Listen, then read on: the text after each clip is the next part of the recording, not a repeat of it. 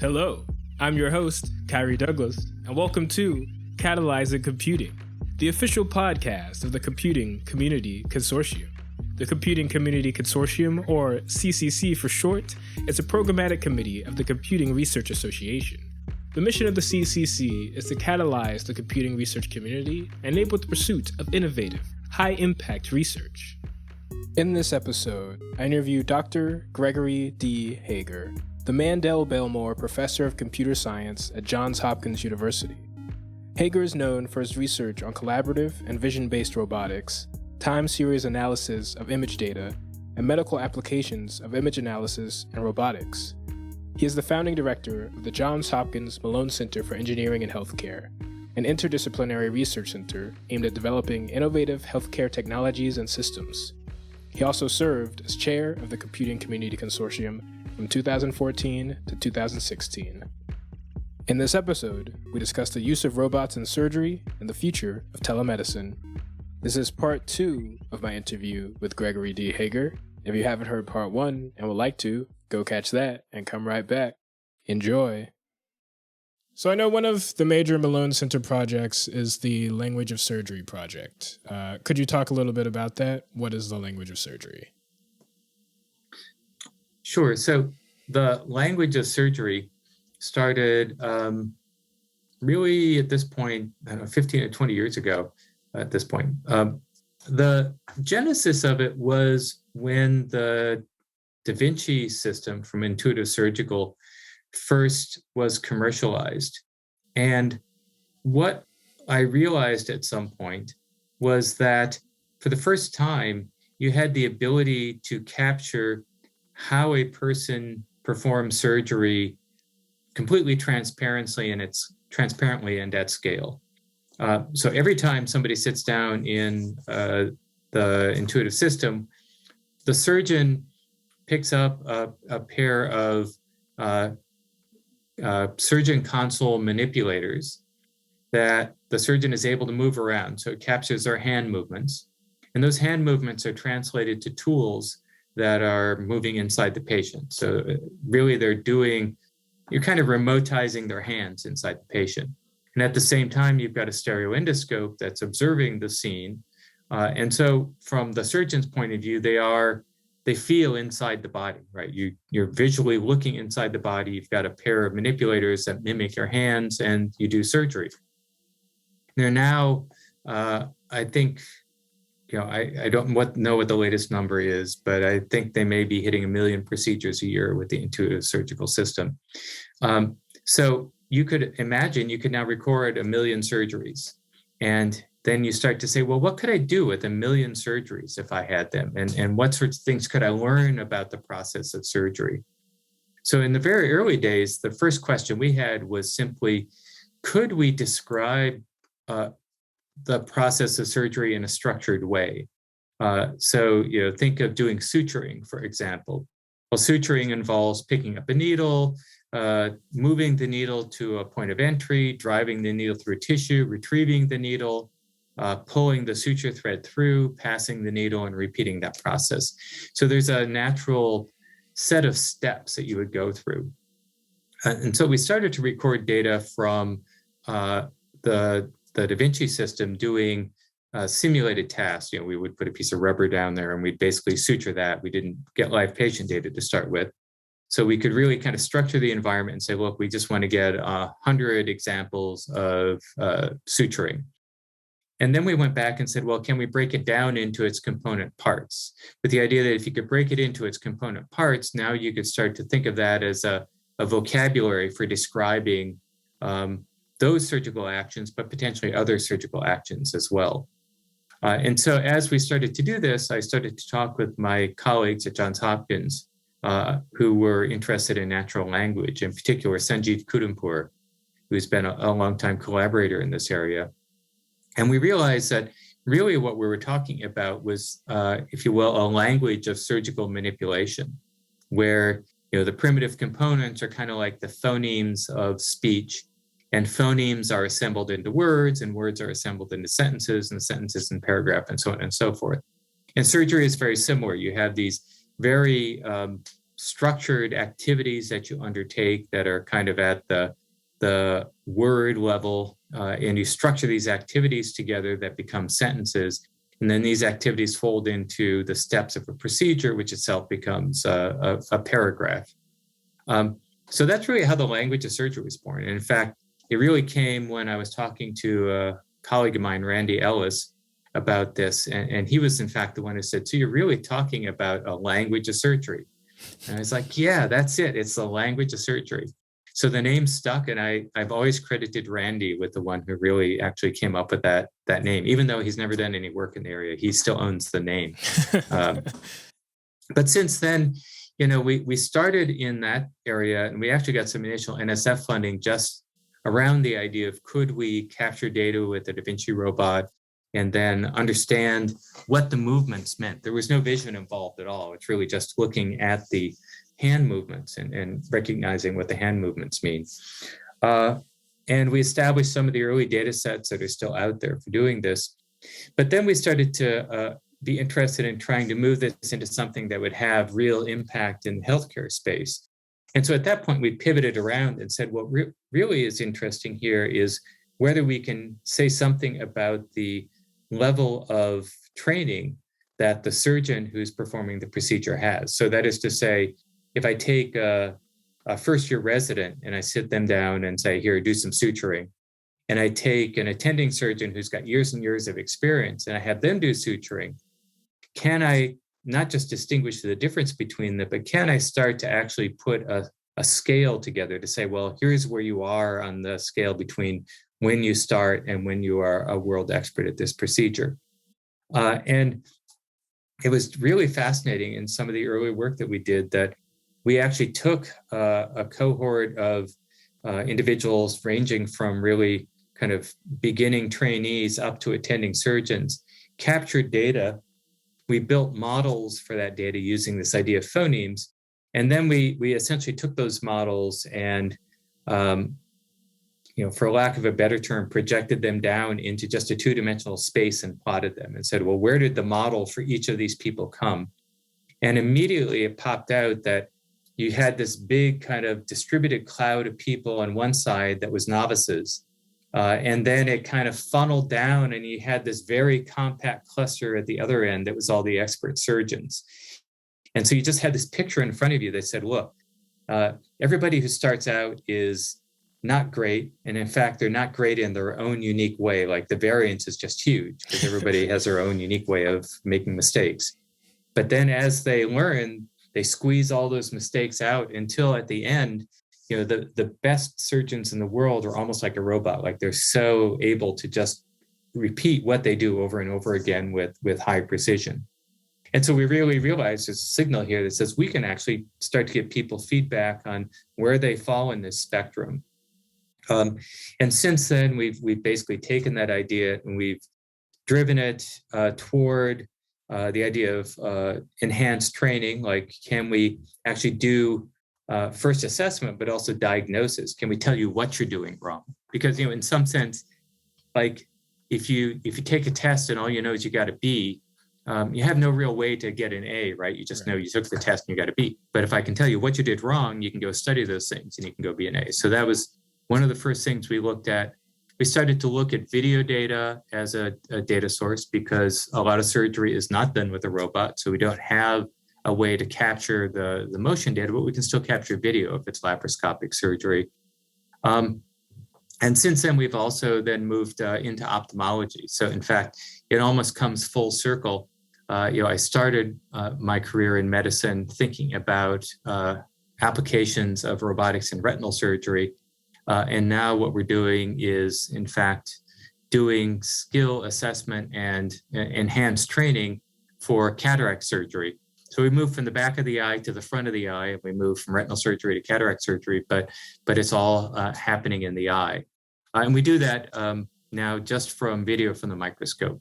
And that's, in fact, now a 4-year NIH project that we just recently got funded that I'm very excited about and really anxious to see how the team moves forward with that. But yeah, this idea of just kind of understanding, analyzing, and structuring action, particularly in the domain of surgery, I think has huge value. And what it does is it really provides a lens into surgery that we've never ever had before in history. You could talk a lot about what the patient's state was before they went to surgery. You could talk a lot about what's the patient's state after surgery, but you couldn't say anything about the black box, which is what happened during the surgery itself. And how does that itself impact outcomes for the patient? And now we have that tool, we can do it, and it's becoming more and more real. Wow. Yeah, that's very exciting. So you mentioned the Da Vinci surgical system. Is that the system you mostly use, or are there other systems that you use as well? Well, so in terms of capturing data, so early on, as I mentioned, we did retinal surgery, and we had our own robots that we developed. And in fact, we've continued to develop those robots. But those robots don't scale. Like, they're not out in hundreds or thousands of operating rooms. And really, I jumped on board very early with Intuitive Surgical and the Da Vinci system because I realized if they're going to be successful, they were going to have the scale we needed to do the sort of data collection and analysis that I just talked about. But that being said, we, as a lab, the Malone Center, and actually the Laboratory for Computational Sensing and Robotics, which is the home for a lot of the medical robotics work at Hopkins, does work in any number of areas. They do work in otolaryngology, sinus surgery. We've actually, one of our faculty was one of the initial founders of an early system for doing hip surgery, which now is able to do hip surgery, knee surgery, basically joint replacement type surgeries. So we have probably, at any given time, there's probably a half a dozen robots in progress that we work with. In fact, the most recent work that I did is looking at a robot that does magnetic levitation to drive needles through tissue. So it's an early prototype, but this idea has been around for a while, that you can use some sort of ferromagnetic metal inside a tool that you place inside the body. You place magnets outside the body, and by manipulating the magnetic fields, you can rotate and translate that tool, whatever it is, inside the body. So Brad Nelson at ETH was one of the early people who showed this was possible. And there's been some work since then at Utah, and now at Hopkins. We actually have a new system that's being developed. So we just published a paper on using reinforcement learning as a way to develop a control method that's able to control this maglev robot that ultimately will want to be able to do suturing without ever having stuck anything but the needle inside the body. Wow, that's pretty cool. That's science fiction stuff right there. So I saw a recent New York Times article called "The Robot Surgeon Will See You Now," and you're one of the people quoted in this article, which sort of discusses attempts to build automated robotic surgery systems. So, what is currently possible as far as autonomous robotic surgery, and what are the limitations? Well, so I made the analogy in that article with autonomous driving or automated driving. And in fact, when I was being interviewed, I was literally in a self-driving car that was driving down the road. So it was kind of fortuitous. But I think it's a great analogy, and it fits well with some of what we talked about with the Malone Center, which is there are certain elements of surgery that are relatively rote and therefore relatively amenable to some type of automation or augmentation. Just a really simple example in the Intuitive system is about 10 years ago now, we demonstrated that we could improve the speed and simplify the process of suturing by automating one of the actions during suturing, which is transport. So what happens when you suture is you drive the needle through, you pull the suture material, and then you've got to move the needle to the other hand to reposition it. And in the Da Vinci system, it's kind of like a mouse on a table. You can only move about so far, and then your mouse, you pick it up and then you move it again. You pick it up and you move it again. Same thing in the intuitive system. It's called clutching. We essentially showed we could eliminate all clutching by having a little automated procedure that kicked in that just handled that transport operation, which is just essentially moving in free space. And so the volume that the surgeon had to operate in became much smaller. The clutching went down, the times went down. It just became a little bit faster and a little bit easier for the surgeon to do. And I think those are some of the key opportunities in surgery, is looking for those places where through technology we can either just improve the ability of the surgeon to manipulate or make it easier to manipulate, or maybe automate a small piece of what's going on. Or conversely, we can provide information to the surgeon that just makes it easier and safer for them to do a procedure. So for example, a number of years ago, we looked at laparoscopic partial nephrectomy, which is removing a tumor from a kidney. And it's a tricky procedure because often you can't see the tumor you're trying to remove. It's a very time-limited procedure because the kidney doesn't do well without blood flow, and you have to go on clamp to take it out. And you have to achieve positive margins. So a surgeon in their head has to kind of look at an image beforehand, try to relate that image to the kidney, and then with that visualization, take as much as they feel is necessary to be confident that they've achieved a positive margin. And what we showed is we could actually essentially transport that image into the patient, register it to the kidney, and give them, for all practical purposes, a cut here line that said, look, this is where your positive margin lies on the kidney at this point. And suddenly the mental effort of the surgeon, the amount of time they need to spend kind of fusing these views, their confidence, all of that changes perspective. And so in this very time-limited procedure, they can suddenly do a better job.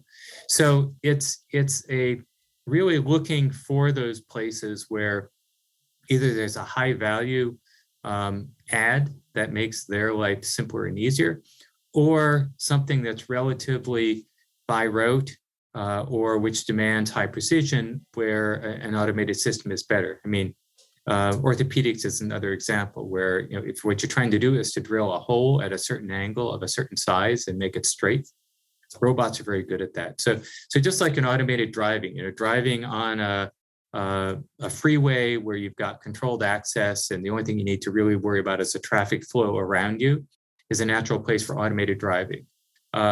Developing all the safety tools that modern cars have to detect that you're coming up too quickly to the car ahead of you, or that the light is turned red and you should stop, or that somebody's behind you and you didn't see them. Those are kind of like, the kidney example I gave.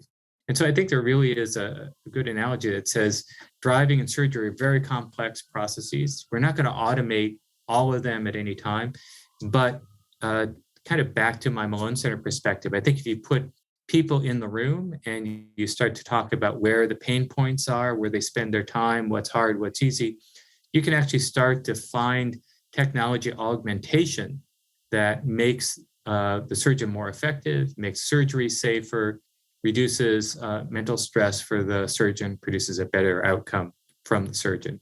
And maybe there'll be a few surgeries that we can automate because they are really by rote surgeries. But I think by and large, there's always going to be a human there. That human's always going to be in charge, and technology is just there to enhance their abilities. Okay. So do you think we'll ever be at a point where we'll have fully autonomous robotic surgeons, or is that unlikely to happen? I think that's unlikely to happen simply because the dimensions of surgery, the complexity of even the sort of simple manipulations that most surgeons perform, you're not going to automate that. If you automate something, you're going to do it by fundamentally changing how surgery is done. So a great example is suturing. It used to be that when surgery was open, suturing was the core way that you would bind two tissues together. When people started to do laparoscopic surgery, they realized it's really hard to suture with two chopsticks. And so somebody said, hey, we could staple stuff together. And so they invented a surgical stapler. And so what you essentially have done is automated suturing by now being able to just join the tissue together and squeeze a stapler and do that sort of binding process. And I think if you want to think about automating surgery, that's really the path to automating surgery, is not thinking of how do I replace the surgeon with a robot. It's how do I fundamentally change how surgery is done to the point that it really can be a very kind of simple, structured operation. So I'm sure we'll find some things where that's possible. I mean, LASIK is a great example, right? LASIK is surgery, and last time I checked, that's pretty much fully automated. So we'll keep working the problem. And I'm sure we'll keep finding more things that we can do that way. So what subfields of computing are key to these areas in terms of robotic surgery and other medical interventions? And how do you think those areas need to advance for, sort of science fiction to become reality? Well, why don't we talk about what the science fiction is, and then we'll work backwards and figure out what we need to make it reality. So my perspective is that healthcare in general right now is very much still a reactive discipline. If you think of it, kind of our general model of healthcare is I get sick and I go to the doctor. Or something is happening to me and I end up in the hospital and I have a procedure. And what we really need to do is to start to change our model of healthcare to, for lack of a better term, wellness, maintenance, and monitoring. It's already the case that we're all carrying devices, on our wrists or elsewhere that provide a certain amount of monitoring of our activity, in some cases, very nuanced monitoring of our biometric data. And if you kind of step forward 30 or 40 years and you start to think about where that's going, and also you integrate it over time, you realize that, in some sense, I'm kind of too old for this because, I've only had an Apple Watch for the last year or two, but you're going to have that sort of technology on you for the rest of your life. So you really could create a very nuanced model of what your physiology is, what your activity is, where you go, and so on and so forth. And that all starts to feed into the idea of really trying to find very small changes in people's behavior, or small change or small signals in their changes in behavior or how they're acting that really are highly predictive of the future trajectory of their lifespan. So we are actually, over the last 2 or 3 years, I've thought a lot about older adults and the process of aging. And in fact, at Hopkins, we just are launching a new NIH-funded center on AI for older adults. And really, to me, what's behind this is not so much, I want to take an older adult today and I want to build tools that help them, detect if they're going to fall or, kind of help them in their day-to-day activities. But I actually want to work it backwards and say, what do I want to do to make healthcare something that is wellness maintenance and it's ubiquitous in your life? That, even before you go to the doctor, there's already, in some sense, all of the diagnostic information you would need for that doctor to know what the right treatment is. And then maybe the doctor doesn't even need to be that involved. They simply approve something that is already predictive for you, saying you should maybe start this sort of drug regimen, or you should be focusing on exercising for 10 minutes more a day. I don't really know exactly what it's going to look like, but the opportunity is there to make healthcare really something where, as I say, by the time you're there, you've already, there's no need to do diagnostics. We know what the diagnosis is. We've got enough information on treatment paths at scale that we can predict for you what the optimal treatment path is. And really a lot of the uncertainty, the stress, the time waiting, everything is removed. You're actually proactively maintaining health. So my kind of science fiction future is in 30, 40 years, the idea of living to 100 will be kind of typical. Just like in my lifetime, the idea of living to 80 or 90 has become normal, which it was not when I was a kid. I think for the younger generations, we're going to live to 100 or more. And a lot of that is going to be because of what we do in our 20s and 30s and 40s, because we're going to have all of this information available and be able to use it to lead much more productive and healthier lives. And yes, when you go into surgery, we'll probably have whole body scans, and we'll have, augmented reality for the surgeon, and magnetic glove robots that do the surgery, so we don't have to make holes in your body to do it and that sort of thing.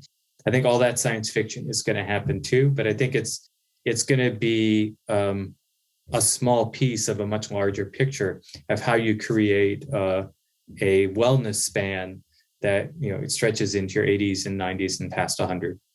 Wow. Yeah, that's definitely a compelling vision. Hopefully it comes to pass, and I'll still be kicking in 70 years. So I know you founded a couple healthcare related startups, including Clear Guide Medical and Ready Robotics. Anything you want to say about those companies, or about the demands of industry versus academia? Yeah, so I've done, I guess, I've been pretty closely associated with 4 startups over the past 20 years or so. There's actually an earlier one, Icona Medical, that the idea was to take the so-called pill cans, camera that you swallow that goes through your GI tract, and build analytics for those. And I think it was actually a great idea. I think it was the right idea. And it's a good example of an idea that was just a little bit too early. The market wasn't really there to do it. And I think that's kind of my general take on healthcare startups is everybody knows they take a long time to come to fruition. And you really have to have a long-term perspective and the ability to kind of stay with it for a long time. So Clear Guide Medical, we founded in 2010. It's aimed at developing systems that make needle-guided biopsy under imaging guidance, ultrasound, MR, CT, really simple and really accurate. So, to give a concrete example, right now, if you want to do a biopsy with an ultrasound system, what you do is you take an ultrasound probe, you hold it on the body, you pick up the needle, and then in their head, the surgeon has to try to figure out, relative to an ultrasound image on the screen, where this needle is going to go. Mm-hmm. And it's really a super hard acquired skill to kind of do this funky sort of hand-eye coordination where you can't actually see directly what you're doing. You're just looking at an ultrasound screen up there. So what we do is we added a camera, we track the needle in real time, and then we're able to basically draw the flight path of the needle on the ultrasound screen. Super simple, super easy, but it just makes the procedure so much more easy and accurate. They've been around 10 years developing a bunch of innovative products. And I think that's kind of the kind of typical lifespan it takes for a company to become successful in this space, because we had to build the systems, we had to do early tests with the systems, then we had to get funding to actually establish the science that they really worked and how they improved things. Go to meetings, talk to people, demonstrate them. It's a really heavy lift for a startup in the healthcare space to build the trust and to build a market. But now they've got some partnerships set up with Mayo Clinic, as I understand it, and some of the other major healthcare providers. I think they're really on the path to getting their innovations out there. I also am an advisor to a company called Theater.io, which started, I want to say maybe 3 years ago. Really innovative startup aimed at innovating in the surgery space. We talked about the language of surgery before, and in many ways, Theater.io is kind of picking up on that theme and saying, look, if we can record surgical video, can we use that surgical video to help drive quantitative analytics around surgery? And they've really done some innovative work in that space. They have products out there now and are also teaming up with some of the major healthcare providers. So, and in both of them, I would say, like is often said about startups, the technology ends up taking a back seat to the application space, and the application space ends up taking a back seat to your ability to develop the key partnerships and work with the key thought leaders to establish that your innovation is not just an innovation, but it actually impacts patient care in a meaningful way. So now whenever I talk to people who come to me and say, I'd like to do a startup in medicine, my first question is, well, who are you going to impact? Is it the patient? Is it the healthcare provider? Is it both? Is it somebody else? And is that impact something that somebody is willing to pay for? That is to say, is it going to be obvious to them how this is going to be an improvement in some interesting way? And if you can't answer those two questions and you don't have a path to proving it to your customer base, then you shouldn't do a startup, because it's just not going to be successful. And you're going to spend a lot of time, a lot of sweat and effort. It's going to be a lot of fun at times, but you're going to be frustrated when you actually try to scale into the real world. And the startups that have been successful really are the ones who have been good at establishing the need, the relationships, and understanding how they plug in. I'll put in a plug for my colleague Suchi Sarya, who is another colleague in the Malone Center, who founded a company, Bayesian Healthcare, which is actually now just launched their first products. And I think they're going to do big things, actually very much in the space that I talked about before, namely data analytics, and how we can use data analytics to better predict,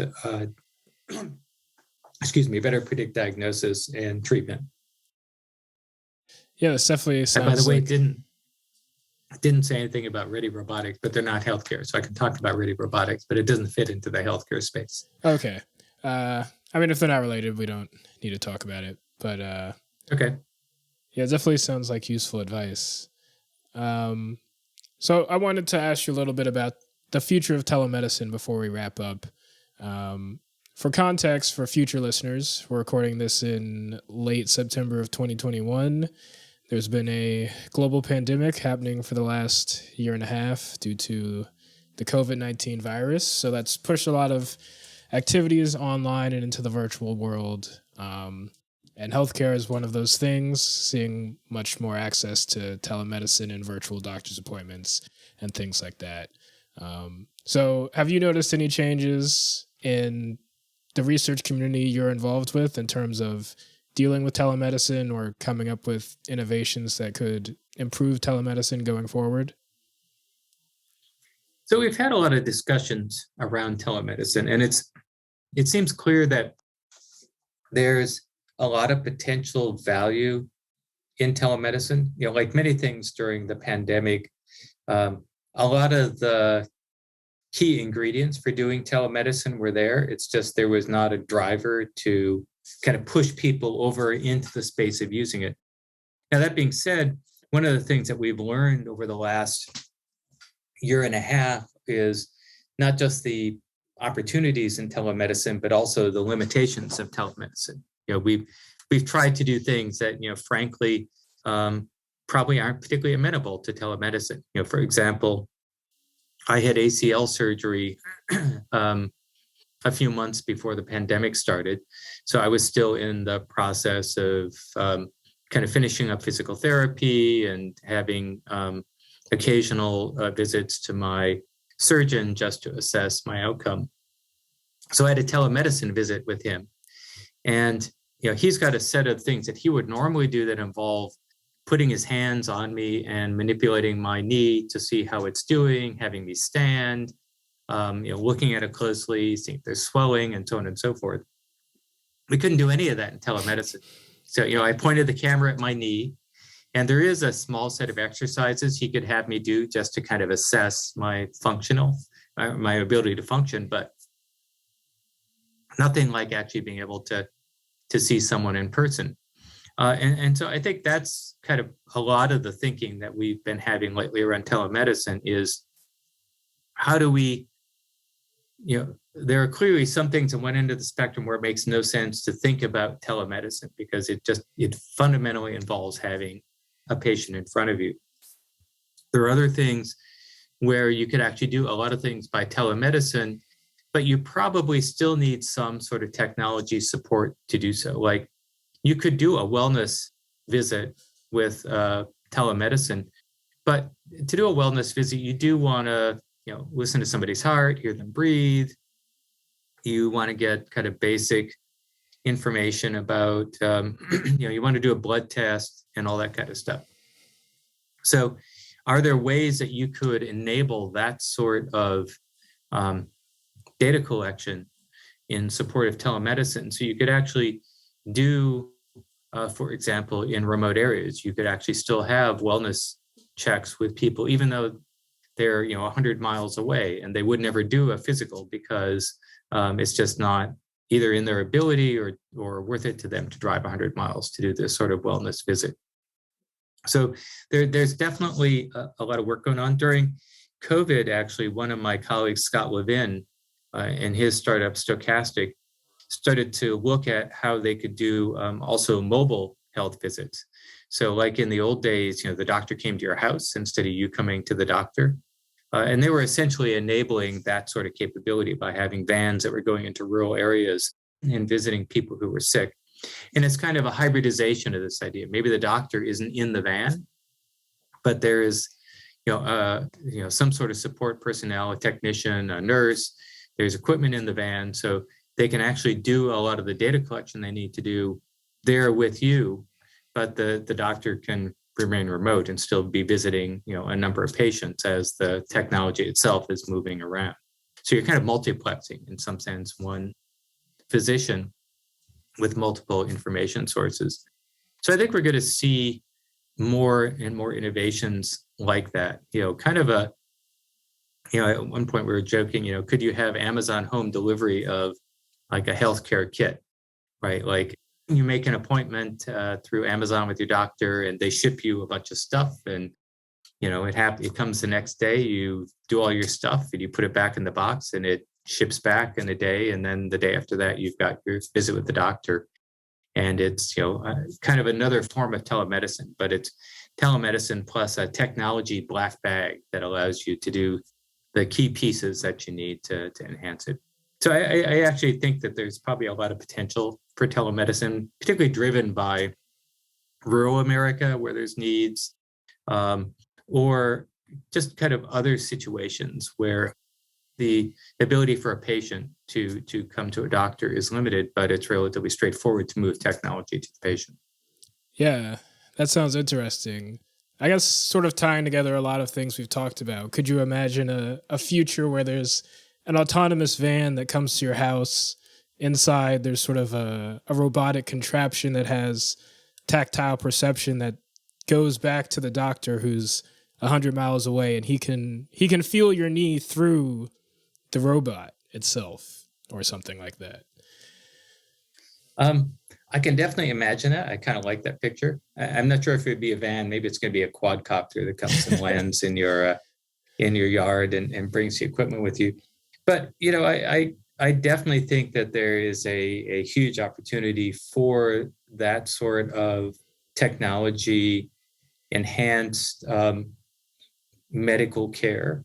And, some of that may become much more autonomous. I absolutely believe, at some point you're going to be able to, put your finger inside of something and it's going to do a bunch of diagnostics on you and, spit back the results.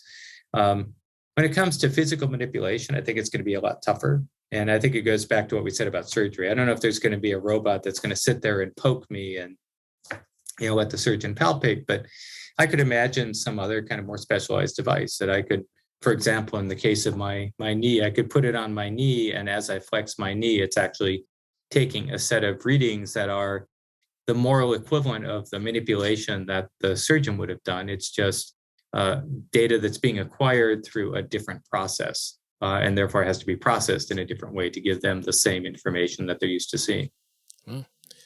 Yeah, that would certainly be exciting. Is there anything we didn't talk about today that you want to bring up?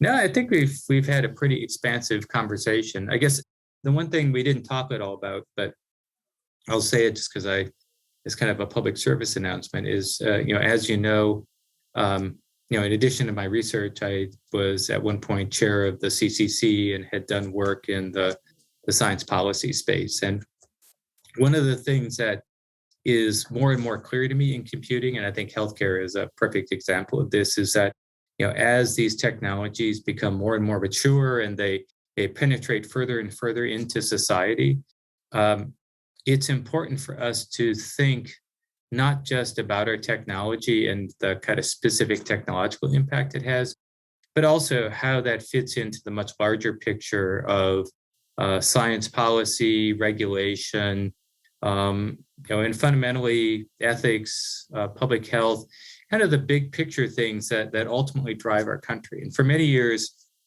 in computing, we were shielded from that. Our job was to just build computers that were faster and faster and gizmos that were cooler and cooler. But now our pervasive impact in society and our ability to disrupt and transform, I think, really makes it incumbent on us to embrace not just technology, but really the broader and bigger picture. And I think it's important for us to also participate at a national level in conversations that are fundamentally, in many ways, outside the discipline that we were educated in, and are frankly sometimes just uncomfortable for us because it's not the way we're used to thinking.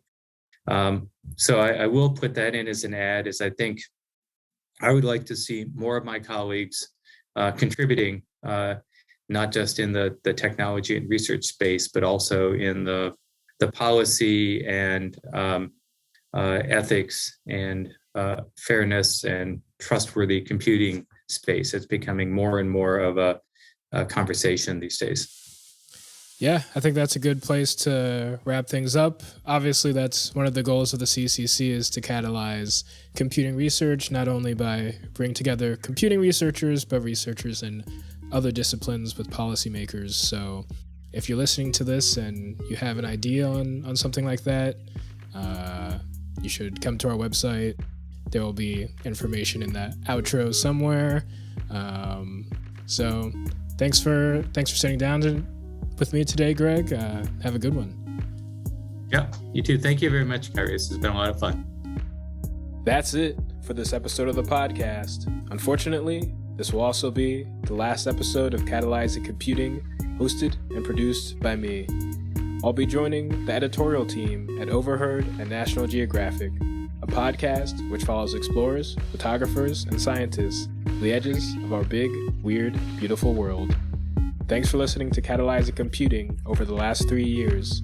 You can find all of our past episodes at cra.org/ccc/podcast. This is Khari Douglas, signing off. Till we meet again, peace.